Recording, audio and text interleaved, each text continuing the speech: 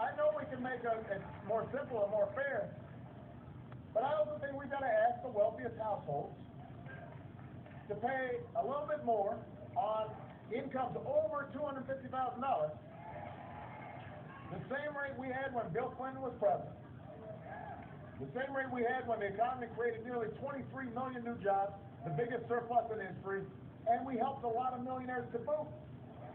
Remember why? Because if we're helping middle-class families, what happens? We don't spend the money.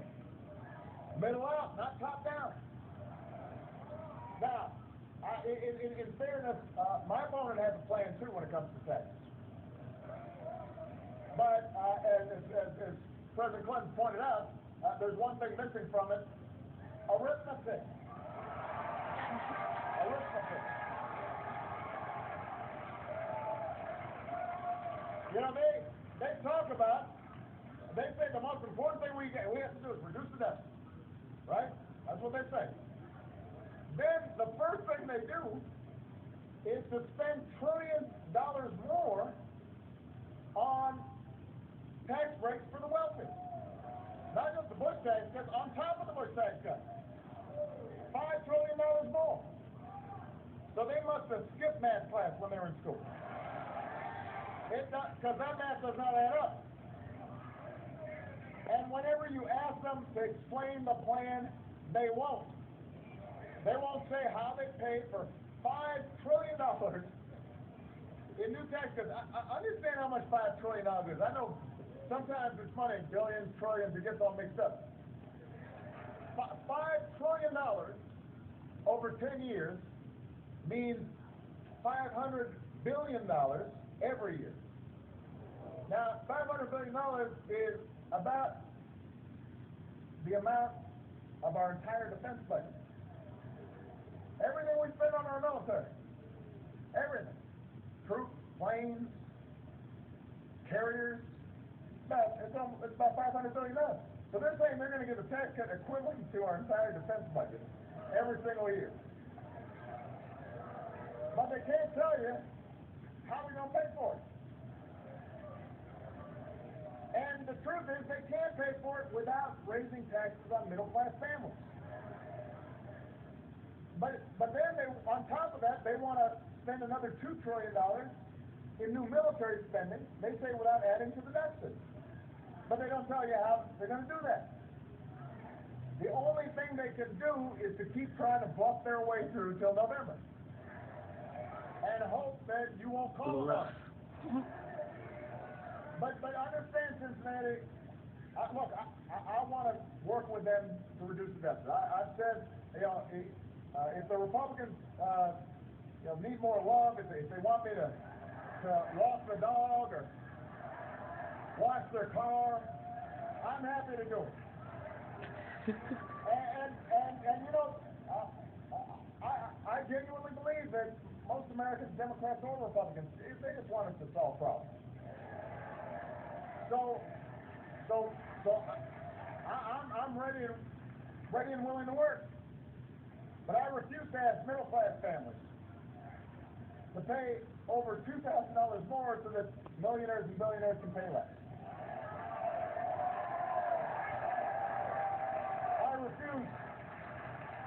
I refuse to cut clean energy investments and put 125,000 clean energy jobs here in Ohio at risk just to give me a tax cut or Romney a tax cut. I refuse to ask more than 360,000 Ohio students to pay more for college, or kick children out of Head Start programs, or eliminate health insurance for millions of Americans who are poor or elderly or disabled just to pay for a tax cut for wealthy folks who don't need it.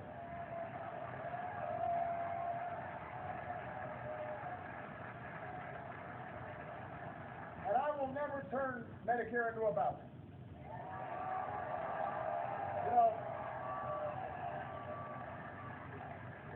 Folks who've worked hard their whole lives, they shouldn't be spending their golden years at the mercy of an insurance company.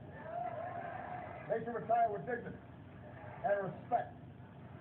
And yes, we've got to reform and strengthen Medicare for the long haul, but we're going to do it by reducing the cost of health care, not by dumping the cost on the seniors. Same thing with Social Security. We'll keep the promise of Social Security by taking responsible steps to strengthen it, but we're not going to turn it over to Wall Street.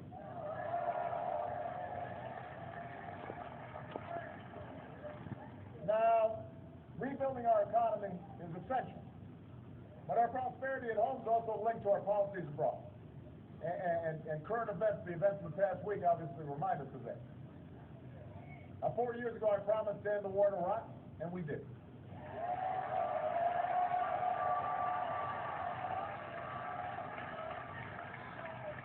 I said it's time for us to start winding down the war in Afghanistan, and we are. We've got a new tower rising above the New York skyline, even as Al-Qaeda is on the path to defeat and Osama bin Laden is dead.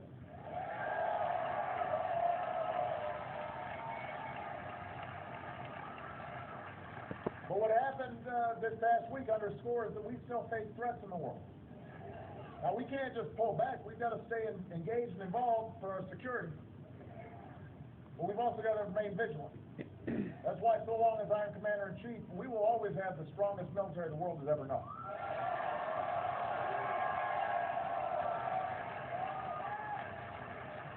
We'll do what's required to keep our personnel safe around the world, and when our troops come home, when they take off their uniform, we will serve them as well as they've served us.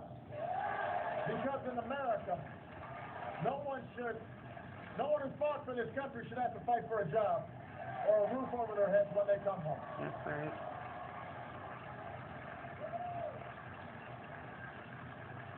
But again, here you've got a choice too, because my opponent said it was tragic for me to end the war in Iraq.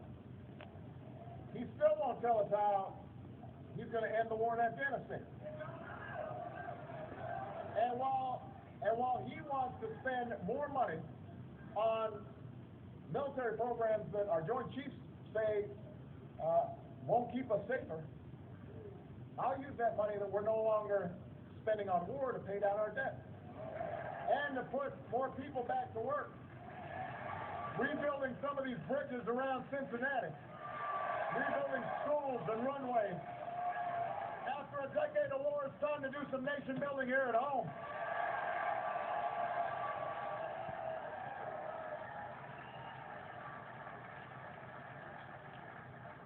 So Cincinnati, that's the choice you face. That's what this election comes down to. 15 days, and you'll start making that choice. You know, and over again, we've been told by our opponents that their way's the only way. That since government can't do everything, it should do almost nothing. If you can't afford health insurance, hope you don't get sick. If a company is polluting the air your children breathe, well, that's the price of progress. If you can't afford to start a business or go to college, borrow money from your parents. Don't boo. Don't Vote. Vote. That's what's up. You know what? That's not who we are. That's not what this country is about. As Americans, we insist on personal responsibility. We insist on individual initiative. We're not going to help folks who can't help, who aren't even trying to help themselves. Nobody's entitled to success. You've got to earn it. We believe in somebody who's out there starting a business. The strivers, the dreamers, the risk takers. They drive our economy. That's what we believe in the free enterprise system, the greatest engine of growth and prosperity the world has ever known. But we also believe that in this country, as citizens, we accept certain obligations to each other and to future generations. As citizens, we understand America is not just what can be done for us, it's about what can be done by us together as one nation, as one people.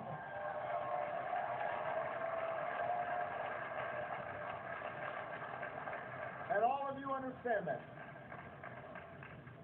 The election 4 years ago wasn't about me. It was about all of you. It was about us. You're the reason that there's a cancer survivor in Medina that can afford a health care plan that covers pre-existing conditions. You made that happen. You're the reason a factory worker in Toledo who lost his job is back on the line building some of the best cars in the world. You did that. You're the reason that young man in Columbus, his mother worked 3 jobs to raise him, can finally afford to go to college. That's because of you. You're the reason a young immigrant who grew up here and went to school here and pledged allegiance to our flag will no longer be deported from the only country she's ever called home. You're the reason we ended Don't Ask, Don't Tell. You're the reason that thousands of families around this country are able to say to the ones who bravely serve, welcome home. You made that happen. So Cincinnati, you can't turn back now. If you buy into the cynicism that says change is impossible, then change doesn't happen. If you give up on the idea that your voice matters, then somebody else fills the void. The folks who are writing a $10 million check, trying to buy this election. The folks who are trying to make it harder for you to vote. Washington politicians who want to make the decisions for you about who you can marry. Want to tell women they can't make their own health care decisions. That's who will fill the void.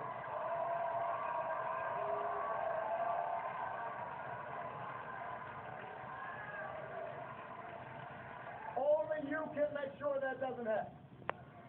Only you can keep this country moving forward. It depends on you. It depends on you. You've got to register to vote before October 9th. It depends on you to start showing up and start voting October 2nd. If you don't know how to do it, then right here, flip up that sign and let gotta vote. Go to gottavote.com. Find out how and where to vote.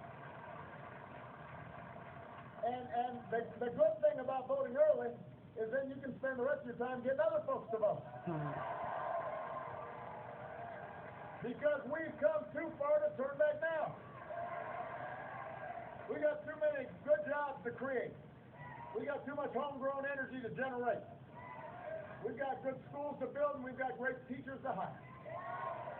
We've got more troops to bring home. And we've got more veterans to care for. We've got more doors of opportunity to open for everybody who's willing to work hard. Everybody who's willing to walk through those doors. We've got to make sure this is a country where in America, no matter what you look like, no matter where you come from, no matter what your last name is, you can make it if you try. That's why I'm asking for a second term, Ohio. And if you're willing to stand with me and knock on some doors for me and make some phone calls for me and vote for me, we will win Ohio. We will win this election. We will finish what we started. And we'll remind the world why the United States of America is the greatest nation on earth. God bless you. God bless you too, President.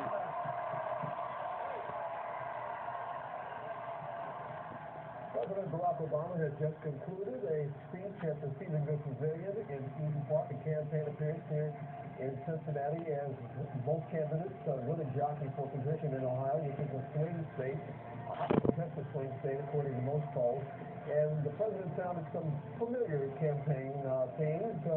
He talked about how the economy has to be grown from the middle out, and he accused the Republicans of only having one campaign strategy, and that is tax cuts, which he does not believe will work. Yeah, the theme here today was we are moving forward. He made a big point of talking about unfair trade practices with regard to jobs in America, and pointed out that he has filed with the World Trade Organization a case against China for improperly subsidizing exports of autos and auto parts.